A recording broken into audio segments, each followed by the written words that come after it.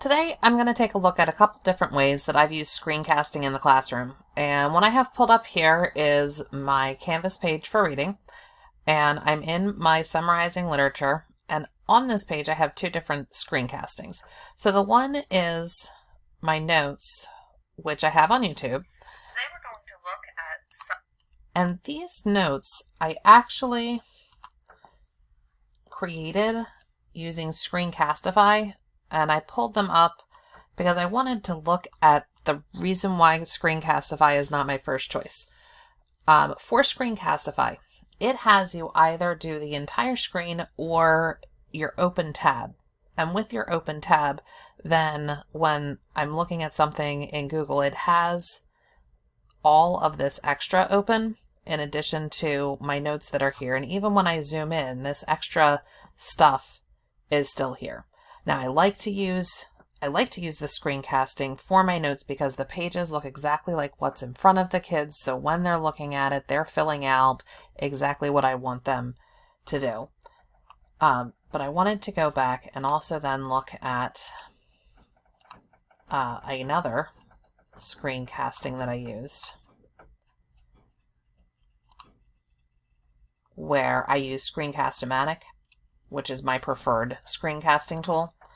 So if I go and look at my notes here, which I use Screencast-O-Matic for, today we're going to look at when you look at it, you can see that it's just zoomed in on where I want the kids to focus. So when I put this up on the board, I put it full screen and I play the video and I go ahead, and as I'm playing it, it gets to the point where I have given them the information, and what I do is I will pre-type in the notes, and all that I'm doing when I'm taping is just highlighting the notes, and I go ahead and then put it in a darker font. So I have it here in like a number 4 gray, and then I put it into the black, and when I put it into the black, all of my students know that is the note. At that point, they have their pencils and they start writing everything down. And I will pause for them to make sure that they get all of the notes. But if they're somewhere where they can read the light gray font, they actually think that they are getting one over on me by writing the notes down early. Are they listening to everything that I'm saying on the video? No, but they're so excited to get those notes. I really don't see how it's a lose. So we go through, I'll pause as needed, and then I'll go ahead and move through the notes, get the next part, go ahead and allow them to copy everything so that they have what they need. And so this is something that I do for the direct instruction portion. So that's how I use these notes. That's how I use screencasting for note taking. I have everything here. It's what's in front of the students. And so then they're seeing exactly what it is. And it helps me in terms of I can go around and I can help students if they're not moving quick enough, if they're not in the right point.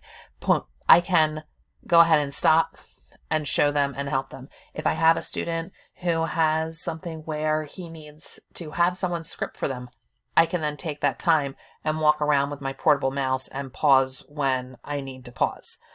And it really does basically double you for something like note-taking and lets you help the kids who need the help. Now, in addition to something like notes, I also find the screencasting to be helpful when you want to give them instructions on how to use a new technical tool. So if I go into Unit 1, where I have this project where I knew that I had a screencasting already made. Here, I had actually one of my kids record directions on how to use a technology tool. Hello, I'm Alex Lopez, and I'm going to be telling you the rules for your next project.